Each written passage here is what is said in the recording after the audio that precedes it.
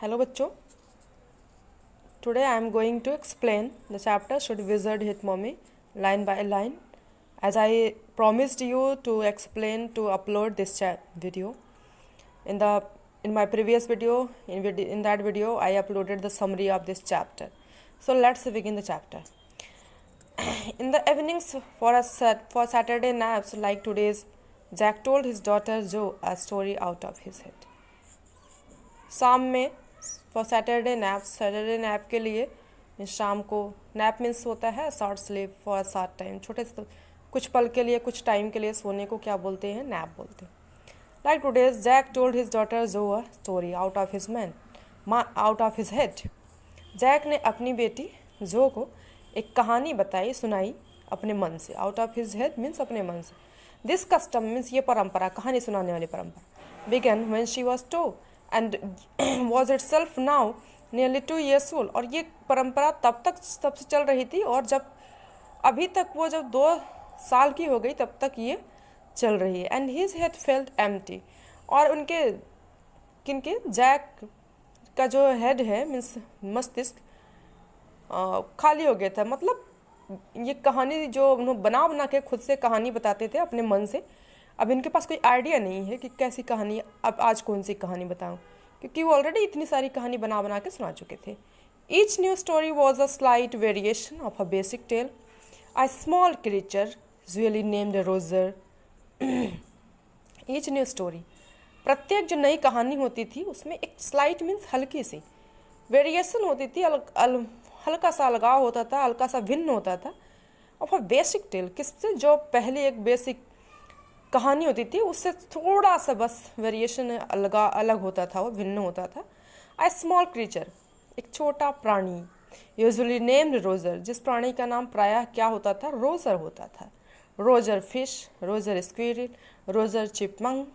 तो जिस तरह से जो भी एनिमल्स के नाम होते थे लाइक स्क्विरल, फिश, इनके नाम से पहले वो रोजर ऐड करके ही सुनाते थे कहानी.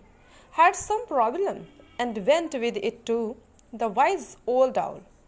और इसमें कुछ समस्या हो गई and went with it to the wise old owl. और ये कहानी कहाँ तक चली गई, एक बूढ़े बुद्धिमान जो है आउल तक. आउल मीन्स क्या होता है, उल्लू, आप लोगों को पता ही होगा. The owl told him to go to the wizard.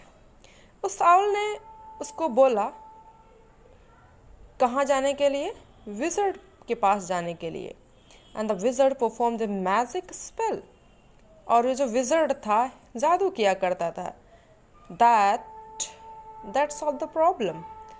और ये जो उसकी मैजिक स्पेल होती थी वो सारे प्रॉब्लम्स को सॉल्व कर दिया करता था. Demanding in payment a number of pennies. और पेमेंट के रूप में मीन्स प्रॉब्लम सॉल्व करने के रूप में पेमेंट मांगता था, लेता था. और पेमेंट किस में होता था, नंबर ऑफ पेनीज.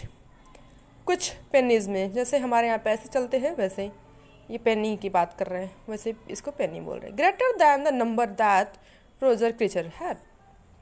और ये नंबर जो है उससे थोड़ा सा बड़ा हुआ करता था. दैट रोजर थोड़ा सा बड़ा अमाउंट था. ठीक है, ये जो पेनी वो मांग रहा था वो पेनी ग्रेटर दैन द नंबर में कुछ ज़्यादा था.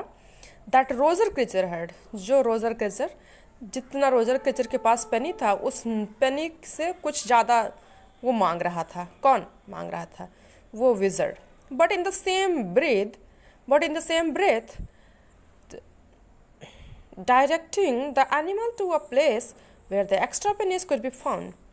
लेकिन उसी time directing the animal to a place, जानवरों को एक स्थान की तरफ डायरेक्ट करते हुए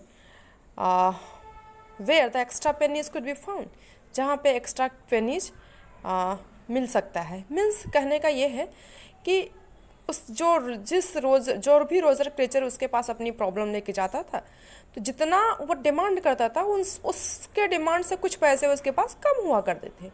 तो भाई ये बात हुई कि हमारे पास तो जितना आप पैसे मांग रहे इतना है ही नहीं, तो हम कहाँ से आपको दें. एक मिनट.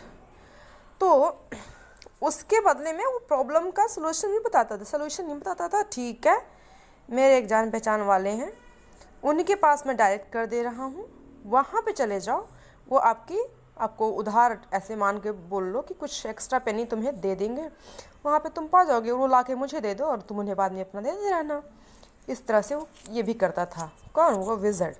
ठीक है। Then Roger was so happy he played many games with other creatures. और फिर वो रोजर बहुत खुश हुआ और वो कई सारे गेम खेला, किसके? अन्य प्राणियों के साथ, क्रिएचर्स के साथ। And went home to his mother, अपनी माँ के पास गया, just in time to hear the train, उसी ठीक समय पर, एकदम सही समय पर। किस लिए? To hear the train whistle, train की विशल को, सीटी को सुनने के लिए। That brought his daddy home from Boston, जो ट्रेन उसके डैडी को कहाँ लाती थी? घर। कहाँ से? बोस्टन से। मीन्स उसके बोस्टन उनके डैडी जाते थे काम वगैरह के लिए, जॉब वगैरह के लिए। Jack described their supper and the story was over. Working his way through this scheme was especially fatiguing on Saturday. ठीक है। जैक डिस्क्राइब दे सपर, उसने अपने सपर के बारे में डिस्क्राइब किया। सपर मीन्स होता है मिडनाइट, नाइट फूड, रात को खाया जाने वाला खाना। And the story was over, और कहानी ओवर हो गई। Working his way through this scheme, इस तरह से अपने तरीके से काम करते हुए इस स्कीम के द्वारा, वॉज स्पेशली फैटिगिंग, ये विशेष प्रकार से फैटिग करने वाला, थका देने वाला था, उबाऊ कर देने वाला था। ऑन सैटरडे, कब? शनिवार के दिन। बिकॉज जो never fail asleep in naps anymore, क्योंकि जो है कभी भी नैप में